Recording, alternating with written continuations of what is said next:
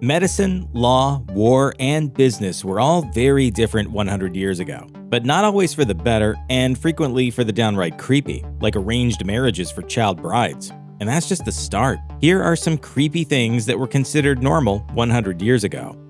For most of history, a newborn baby was generally viewed as one part future laborer and one part old age insurance policy. Children were expected to work from a very young age, helping around the farm, house, or business.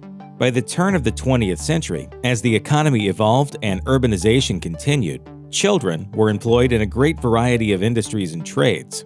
The U.S. Bureau of Labor and Statistics keeps track of these things. They say that, in addition to the traditional farming and agricultural field labor that they'd always done, 100 years ago, rural youth could also be employed in resource extraction. That means things like mining and breaking up and hauling coal. In coastal towns, you could find children fishing, shoring, shucking oysters, or canning. In cities and towns of all sizes, children were employed by mills and factories, making everything from glass products to textiles to kitchenware to cigars. The big cities had legions of children buzzing around as couriers, drivers, cleaners, newsies, and much more. Child labor was integral to just about every level of the U.S. economy, but the children themselves usually didn't even get to enjoy their wages. Generally speaking, society saw kids as an extra money-earning appendage of their parents.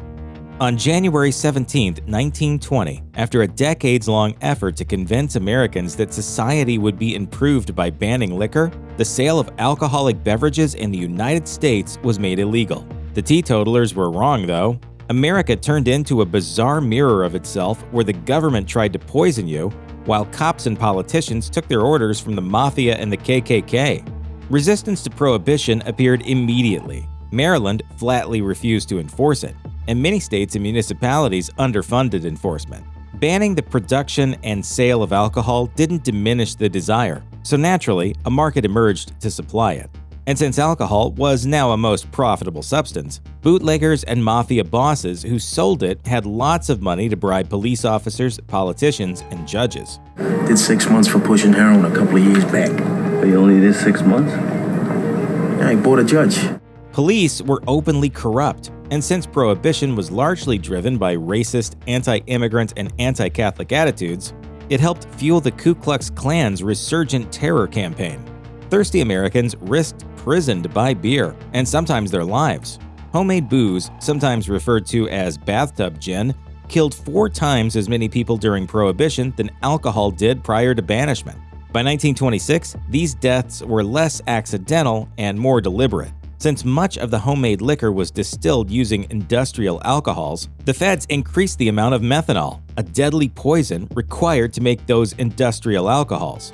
Famed humorist Will Rogers quipped that, quote, "Governments used to murder by the bullet only. Now it's by the quart." Yersinia pestis is a pretty famous bacterium. It has the greatest stage name ever, the Black Death, and it rocked the 14th century so hard that 1/3 of Europe died from its effects. Bubonic plague, however, wasn't just a problem for Europeans dead hundreds of years ago.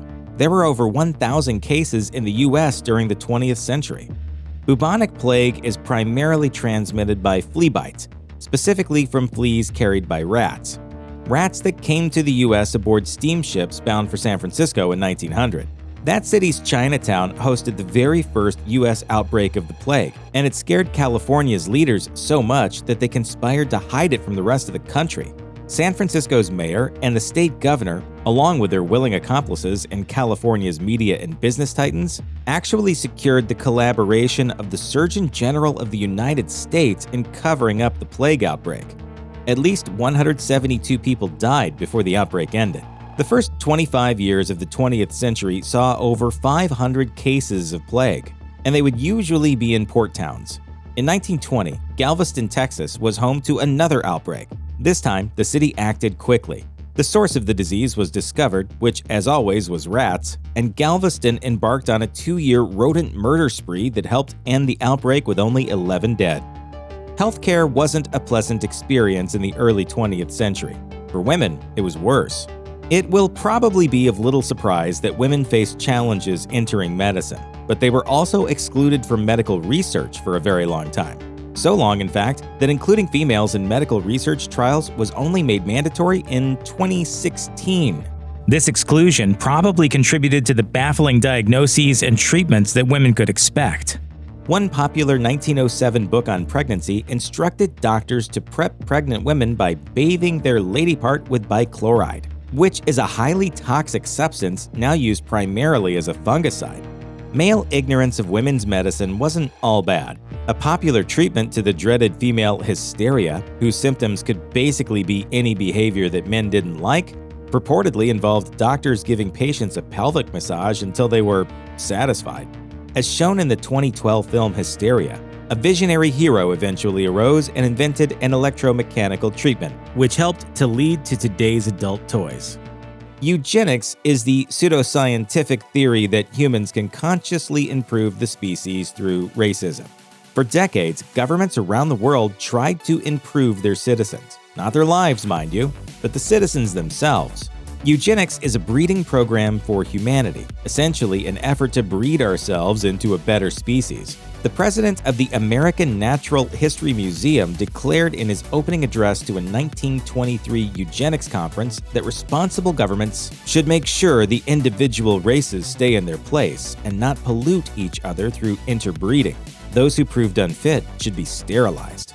In fact, the famous Supreme Court Justice Oliver Wendell Holmes had some very disturbing words to say when he voted to uphold several sterilization laws. It is better for all the world if instead of waiting to execute degenerate offspring for crime or to let them starve for their imbecility, society can prevent those who are manifestly unfit from continuing their kind. In all, 32 states passed some kind of eugenics law at some point. Eugenics was popular and considered progressive. Leaders of organizations like Planned Parenthood and the ACLU joined luminaries like Teddy Roosevelt and Alexander Graham Bell in supporting eugenics programs. California, with its high levels of anti-Mexican and anti-Asian attitudes, was particularly aggressive and successful. Over 20,000 Californians were sterilized in the 20th century.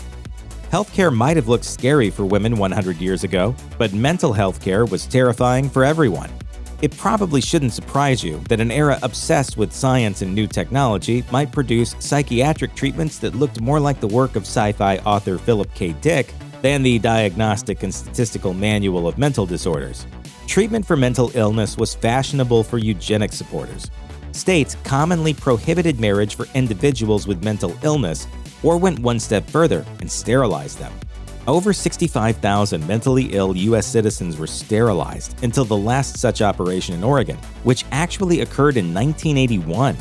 Schizophrenia could be treated with insulin shock therapy, where patients were given progressively larger doses of insulin, leaving them at high risk for brain damage. One New Jersey doctor thought mental illness was caused by untreated infections and went on a 20-year spree of unnecessarily removing teeth, tonsils, and even organs from patients searching for the cause of mental illnesses.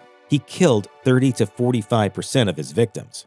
But it wouldn't be the early 20th century without electricity and sexism. There was electroshock therapy, which induces seizures by electrocuting the patient, and that particular therapy is still practiced today, though not to the horrific levels of 100 years ago.